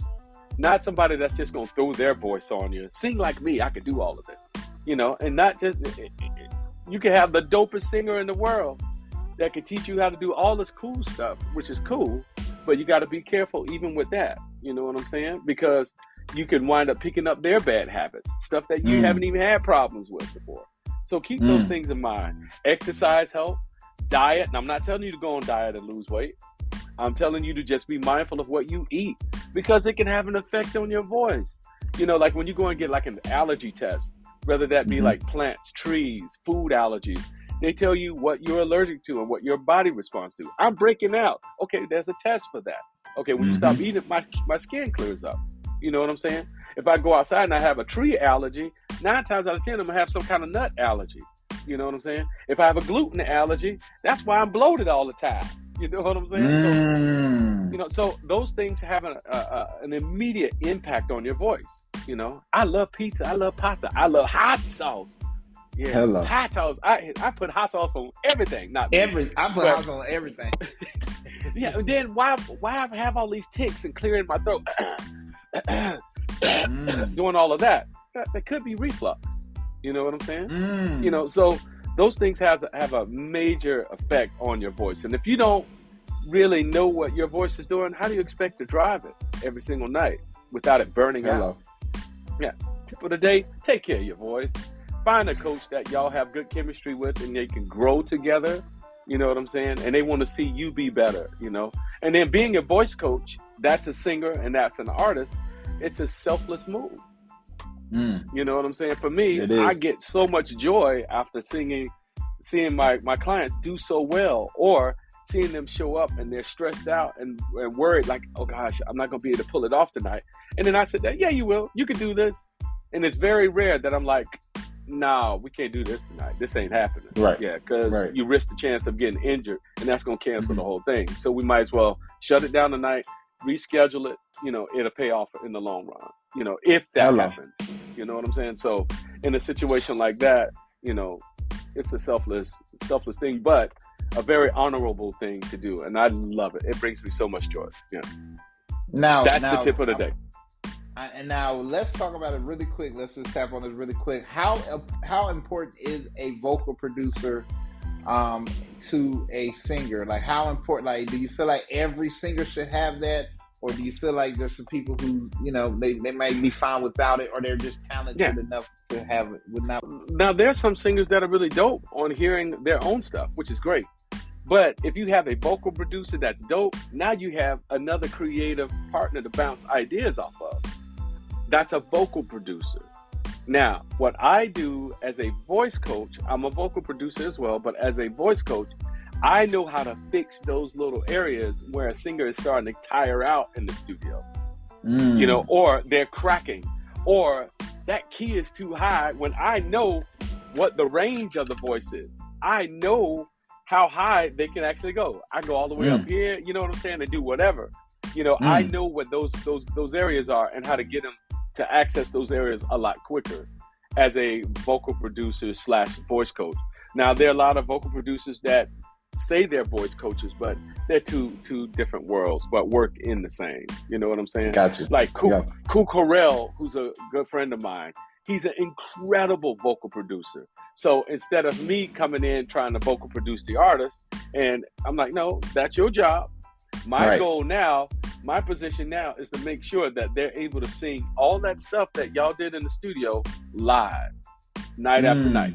Don't put it in the box. And for those of you that don't know what the box means, do a pre-record and then stick it in the computer and have the computer sing it for you. God, that's my voice. It's my voice. I'm like, but you ain't doing it live. They paid to see you do it live. Let's do it live. But now I can't do it live because I'm doing this. I'm doing this. I'm doing this. I'm doing this, and I can't breathe. Well, you need to tone down the choreography. Just tone it down in that spot, and then you'll be fine. You know, I work with singers that sing and dance and do all of it at the same time. And I have to be there for those rehearsals to make sure they can pull it off, or that it marries, or it gels. Doja Cat being one of them. You know, Lizzo being another one. So you can't say I'm not in shape. She's beautiful, big and beautiful, and super talented, super dope. And she's doing it. So what's your excuse? What's your excuse? You ain't got no excuse. You know what I'm saying? Hello. What's your excuse? So listen, singers, I hope y'all listening right now, because he's spitting game that you gotta be able to dance and sing. Don't just sit up there with the microphone. People want you want to get your groove on and still be on key, in pitch, make sure you right, and this the guy that's gonna make sure you get there. So with that being said, Rob, we're just gonna kind of close on some words of wisdom to the people out there. We didn't get any Q&A, any questions. I did. Well, we got let him ask some questions. I'm good. All right, so we'll get to the word of wisdom, and then we'll spend a couple minutes on the Q&A before we get up out of here. So Rob, you've been cooking. Words of wisdom. God is the manager, so that changed my life right now. So God, I have a manager now, y'all. So just so y'all know that. So go ahead, my guy. Create your own hype. That's it. Create your own hype. How can I see you if you haven't created anything? Don't wait on somebody to come and do it for you. You know what I'm saying? Don't wait. Well, when I get signed, I'm going to go ahead and buy all this equipment. God told me every time I get paid, go and do something for my business before I do anything for myself. My studio, I own it debt-free. You know what I'm saying? And I just produced a whole album on Trey Anastasia from the rock band Fish, his first acoustic solo album. We recorded it all in 2.5 days. Me and Bryce, we co-produced it together. Yep. You know what I'm saying? So my whole point is, your gifts will make room for you. And if you're waiting on somebody to do it for you, you're going to be waiting for a long time. You have to start it yourself. You have to be your own publicist. That was the word of the day, public. Don't start it up. It's my fault. But when I jumped on and I kept hearing that, man, I was on the floor. And the funny thing is, I was in Publix when somebody said Publix, literally getting my medication. I was like, oh my God, this is crazy. But I'm just saying, you got to do, right now, if you did a deal with the label, they're going to get their whole team to do all the marketing stuff for you. You can do that yourself. It just takes time and dedication and focus. Just do it. Just start on it. Because all the artists that I work with, they send me TikTok videos of y'all. All the time. And we laugh. And we're like, yo, this person is dope. In fact, I'm searching for an artist for a client of mine. So he can bring out and put on stage. From a whole nother country. And they do it all the time. I mean, we saw Beyonce go and get some dancers from another country. Girl, who run the world, girls, and those guys doing those little dances and all. They do it all the time. So we're always watching. They're always watching. And they're always inspired by something new, and they will get you. They'll bring you right on out. Just like that. So create your own hype and don't wait for somebody to do it. Don't think you have to have millions of dollars to start. It's great if you had it, but right now, use what you got. God has equipped all of us with what we need at this very moment to get things done, to level up to the next level. Trust and believe that. Salute alert, Yeah, my guy. You talking that talk. yeah.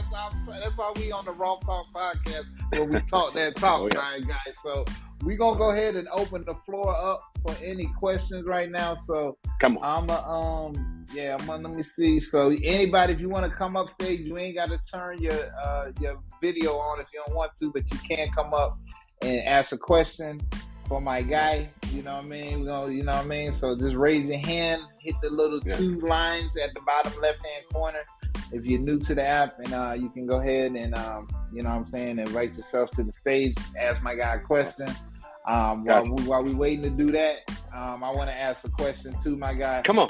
Who is one of the I want to well no, let me change that question because I don't want to start nothing, you know. I don't start Okay. nothing. No. But Okay. who is to you, in your opinion, the best singer that you work with? Because you work with so many dope people. So who, in your opinion, is the best singer that you work with? All of them. All of them are different. Mm. I mean, literally, all of them are different. None of them sound the same, and that's the era that I grew up in. I grew up where there wasn't the same 5 artists in rotation, or artists that sound so similar you can't even decipher who it is on the record. Like there's some records that are so similar right now, melodic patterns and all that. I'm like, man, I don't know who that is. You know what I'm saying? But I grew up listening to rock, I listened to country, I listened to rap, I listened to the blues, I listened to everything. And so each one of the artists that I work with, they all bring something different to the table. Brandi Carlile, she brings something totally different to the table than Chris Stapleton does, than Dave Matthews does, than Ryan Tedder of One Republic does, than Pharrell does. Who sounds like Pharrell? Nobody. That's fact. Not a single person. You know what I'm saying? And in his case, he ain't the one that's trying to sing. He ain't trying to be out front like that. He just so happened to have all these great ideas and singing these hooks that everybody's like, you need to stay on these records. Do the hook. Right. You know what I'm saying? He's like, no, dog, we need to get somebody. I'm like, no, you are a singer. And me and him, we fight about that a lot. I'm like, dude, you're a singer. Come on, don't do that to me. I could definitely see that. Like, people like, no, we keeping you on here. Like, all right, well, I guess I might as well stay on the hook. All right, he's incredible. We got my guy JT on the stage. You hear JT? Can you hear us? Oh, can you hear me? Yep, we can hear you, my guy. Yes, sir, man. Awesome interview. I do have a question. Okay. As a preacher, how do we keep from getting hoarse and start off high and then we want to get to that singing voice, but it's kind of hard. Your voice be kind of raspy. Yes. What do we do to exercise to keep from getting hoarse after doing all that exhortation? Pastor Gary Singer out of Virginia, I can't think of the name of his church. He was born with 2 fused vocal folds as a child and almost died. And so they had to cut it right down the middle. And he's dealt with vocal issues for a long time. And I met him through a good friend of mine years ago before she passed, who was also from Virginia. And I started coaching him. I think he's on his 3rd album now. Wow. So most pastors don't warm up. They just get out there and do their thing. Right? Right. You pray, you give it a little word, and then, the singing and all that other stuff, song of preparation, you're still resting, and then you get up there, then you bring forth the word, then next thing you know, you're hooting and hollering, and then when you go to lay hands, you sound like this. God told me to tell you. Right. Voice is gone. You have to warm up your voice, and you have to cool it down. And a cool down only takes anywhere between 6 to 12 minutes. And you have more than that time before the next service starts, before you have to come back out, depending on if you're Kojic, Baptist, you know what I'm saying? And so my thing is, there's a kit called the Voice Straw.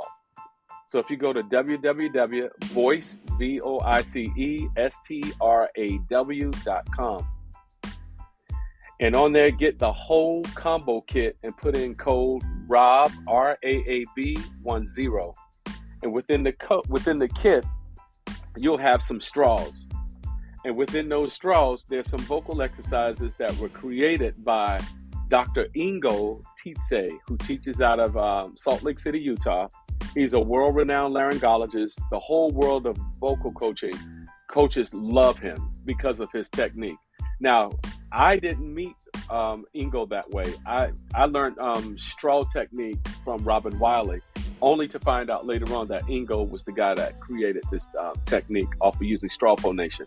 And the goal of using straw phonation and using these voice straws, there's 2 small coffee type stir straws in there, which is where all the technique and the science came from and the design of it. Me and my partner, Mindy Pack, who created it. And it comes with a list of exercises that you can do. And it takes anywhere, the exercises probably take anywhere between 12 to 15 minutes of just doing all those exercises, which will help cause the vocal folds to square up and make them more flexible, to help warm the voice up really quickly and reduce some of the swelling and loosen up some of the nasty mucus on the vocal folds. Yes, you need mucus membranes that protect the vocal folds, which is like adding oil in the engine of the car to keep it lubricated. So the more water you drink, that's going to help. The less water you drink, it's going to dry it out. It's just like riding around in your car with no oil in the engine. And the first signs of it is you'll get the kickback or you'll see the smoke coming out the tailpipe. And then that's the warning sign that's going to let you know that you're overheating the engine and it's probably going to catch fire real soon. You know what I'm saying? So in that instance, the more hydration that you have, using the straw phonation, and anytime you get like big globs of mucus come up, I know most people, quick reaction is to swallow it. I always recommend that they just spit it out. Yeah, just spit it out. Yeah, immediately. Because if you spit those loogies on a wall, it's a slow slide. And a lot of times it don't make it all the way down like you think it does, only for you to fall right back into place and you have to cough it and spit it right back out. So doing that warm up with the straws, you could do things like lip trills, just descending like this, like that. And there's some exercise patterns that you could use that the straws have in there and do those same lip trill exercises. And if you sound like this, you're blasting too much air. And if you're blasting too much air, it's forcing your vocal folds further apart. Therefore, you're going to get a breathier sound, which I relate to more of a falsetto sound, right? And if that happens, the mucous membranes that are on the vocal folds are blown off, and it causes you to choke in the middle of doing the exercises or even singing. So when you do that, make sure you do those things. And when you get up and you start going into the word and you start preaching and speaking, always listening to the clarity and the pitch of the voice. Is it clear or is it raspy and husky like that? And that could be from years of abuse. It could also be from, once again, reflux, because I love those church dinners too, brother. Hello. Yeah, which could actually, trigger some of the reflux and the raspy, scratchiness, and all that other stuff with the voice.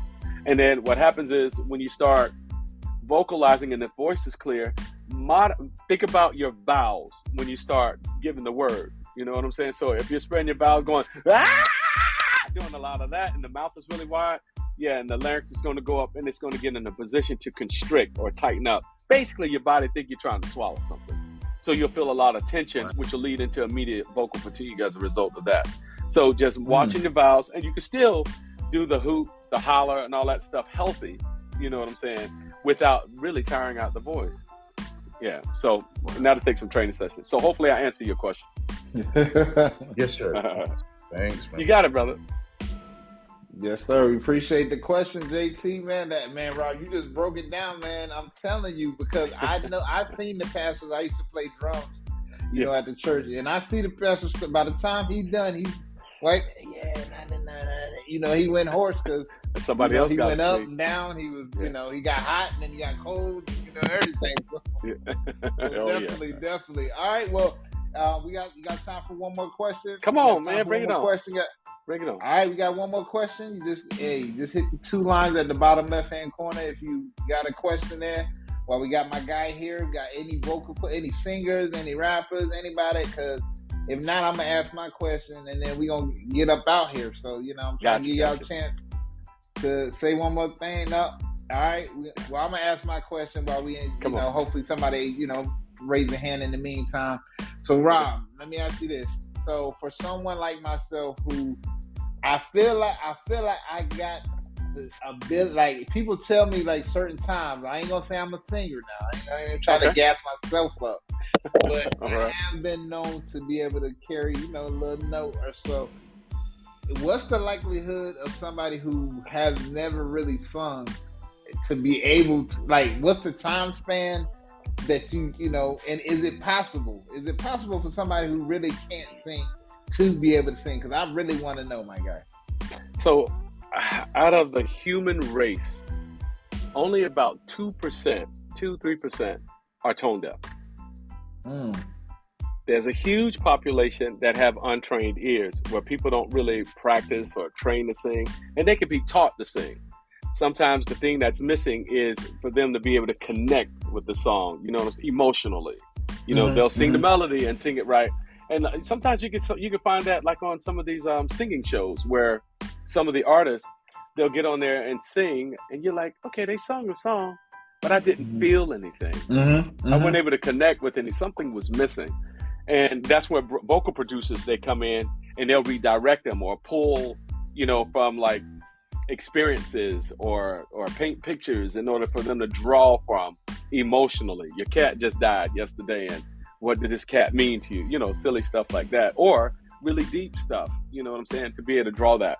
But I've worked with, and sometimes, you know, it's funny, I'll work with a singer that think that they're tone deaf just to prove them wrong. Yeah, I would. I worked with a singer that was a huge fitness instructor in Germany.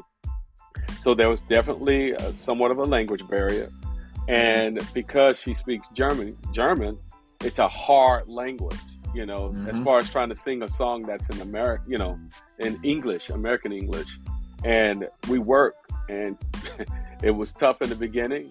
And my wife, she hated it because she had to pass by and hear me working with her all the time. I know that's right. Like, oh my God. Like, her office is on the second level, all the way on the other side of the house.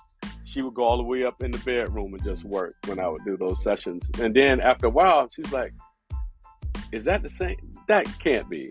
And she was singing through full songs and winded up recording. Yeah. So I've seen it happen over and over again. And so it's no different with... I need to hit your line, my guy. So I need to hit your line. Come on, brother. I'm here. I am here. Roth album coming soon, baby. R&B album coming soon. But you got to train. You got to train. You got to train regularly. Now, how often do you got to train? Like, how often? It's up to you. So, like, normally, if I'm working with an artist that's going in the studio, I'll probably do maybe like 2 hours a week. And then they have to... Think about it. I'll start with maybe 2 hours a week, and I'm like, I'll give you things you have to work on in between the next session. And then sometimes they'll need 3 hours, you know. And then only time I would go even further than that is if we're doing tour prep. You know, if we're doing tour prep or they're working on an album, oh yeah, we're going to have to hit it more than that. Yeah. Wow. All right. Well, listen, hopefully God and your wife say don't charge me. So, you know what I'm saying? Hopefully God.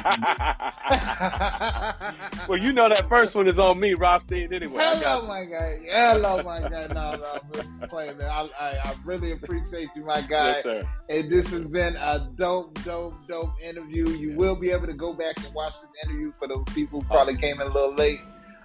This interview, and I will be putting it on the podcast on YouTube and everywhere else like that as well, because we got to get this information out here. There's so many gems that you dropped today. And again, my guy, I appreciate your time, and man, what an amazing story, my guy. Like, you got it. Wow. Thank you. Man, God is God. God is the man. God is. I'm putting that on my t-shirt. I'm getting a t-shirt. Can I get approval of that? Can I put God? Come on, man. Go ahead.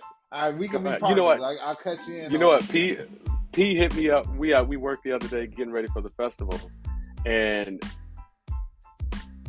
his jewelry is beautiful. It's amazing, super creative. And he pulled out a chain that had "God is" on it. He told me I inspired him, and I was like so touched, because it's not me, it's God. Yeah, God doing all that. And, you do that. But on the all fact your that Instagram posts. but the fact that he did that, it made me really smile. Yeah, grateful to God. Super dope, man. Super dope. All right, man. Well, any last words, Ross, before we get up out of here, my guy? Any last words, my G? If you're gonna do this music thing, don't do it halfway. Yeah, it's either all or nothing. That's what it is. We know there's gonna be seasons of drought in our industry, but instead of calling it drought, you know, in my household, we call it the eye of the storm. So when you're in the eye, you can see all the chaos going on around you. And so that's definitely the time to prepare, to build, to better yourself, to create. I still do workshops, not only teaching them, but I still do them so I can be better. Yeah. So I'll go and try and search for more information to be better. So when the time does come, when I'm in the storm, I can weather it a lot better than I did if I wasn't prepared. Yeah. All right. Come on, my guy. I knew I had. Right. Look, and someone told me that say one more, let you cook one more time, and I'm so glad you did, because that is, be prepared, y'all. It's just the storm. We're gonna make it through the storm. I always say hashtag keep going. We got to keep going each and every day, push through. So, man, again, Rob, thank you again, my brother, man. You got it, y'all brother. Enjoyed this podcast. Make sure y'all share it. Make sure y'all tweet about it. And we will be putting this up on the platform. So again, y'all, this has been another dope Roth Talk podcast where we talk that talk. So hopefully y'all enjoyed yourself. Rob, pull up to the room tomorrow, my guy. We got to definitely talk about this podcast. And all man, again, thank you. And shout out to all my family in the building, my music network, No Egos family, Bob, Auntie, Sean, everybody in the building. That's what I'm talking about. Support, man. And with that being said, this your guy Rothstein. Hey, I'm checking out, and this has been another one. Like DJ Khaled would say, another one. Another one. To be up out of here. Another one. Yes, sir. So everybody, y'all be blessed, and we out this thing. Peace. All right. Love you, brother. All right. My guy. Later.